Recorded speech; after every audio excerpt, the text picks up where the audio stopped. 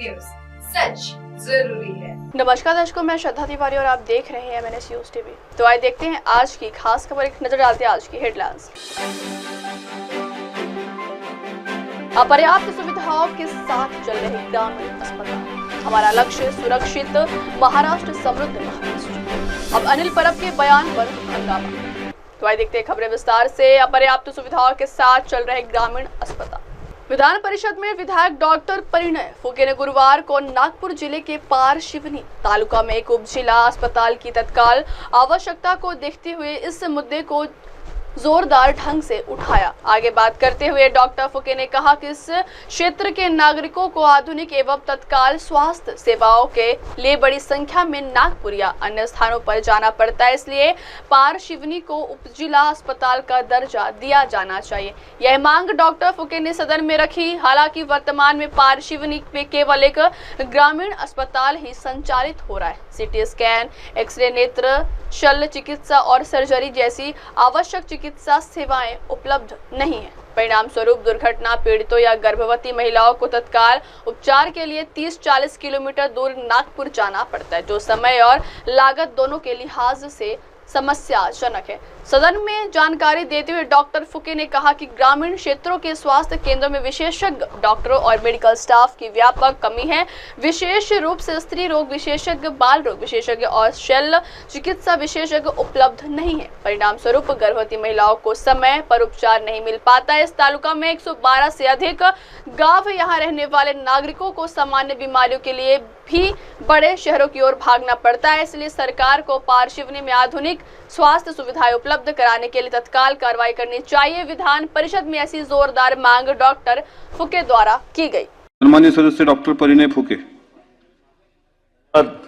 सभापती महोदय, नागपूर जिल्ह्यातील पारशिवनी तालुक्यामध्ये उपजिल्हा रुग्णालयाची मागणी अनेक दिवसापासून प्रलंबित असणे, या तालुक्यामध्ये 112 पेक्षा जास्त लहान मोठी गावे येत असून पारशिवनी येथे शासकीय कार्यालय सुद्धा असणे, मोठ्या प्रमाणात या सर्व गावातून गोरगरीब लोक उपचाराकरता येत असणे, परंतु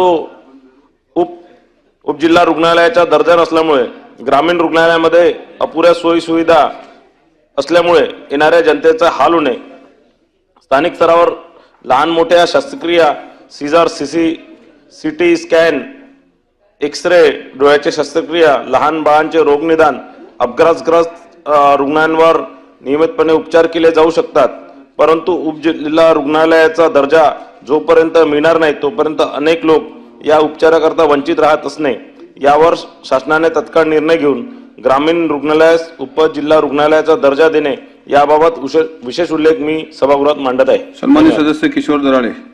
अगली खबर, हमारा लक्ष्य सुरक्षित महाराष्ट्र, समृद्ध महाराष्ट्र। राज्य में आम आदमी का जीवन आसान बने, उद्योगों में बाहर आनी चाहिए। मेरे प्यारे किसान भाई, प्यारी बहनें, प्यारे युवा, प्यारे बुजुर्ग खुश रहे। सुरक्षित महाराष्ट्र, समृद्ध महाराष्ट्र ही हमारा वास्तविक लक्ष्य है।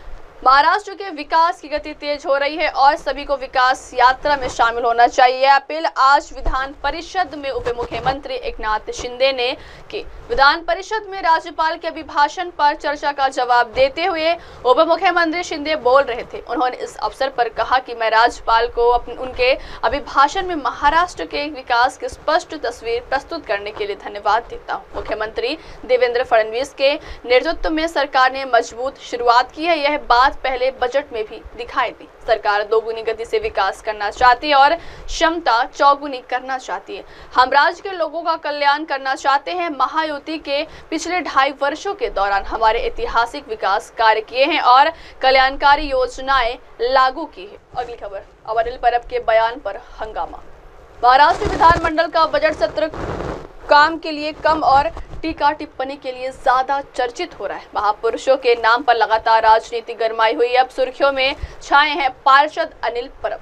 शिवसेना के विधान पार्षद अनिल परब द्वारा खुद की तुलना मराठा राजा छत्रपति संभाजी महाराज से करने पर शुक्रवार को महाराष्ट्र विधान परिषद में सत्तारूढ़ महायुति विधायकों ने कड़ी आपत्ति जताई और उनसे माफी मांगने को कहा। सदन में हंगामे के बाद परिषद की कार्यवाही 3 बार स्थगित की गई। सदन की कार्यवाही शुरू होते ही भारतीय जनता पार्टी के विधान परिषद सदस्य प्रवीण दरेकर ने कहा कि परब ने बृहस्पतिवार को सदन में भाषण के दौरान खुद की तुलना छत्रपति संभाजी से की थी, जिसके लिए उन्हें माफी मांगनी चाहिए। हंगामे के दौरान सत्ता पक्ष के सदस्य विधान परिषद के सभापति के आसन के समीप आ गए।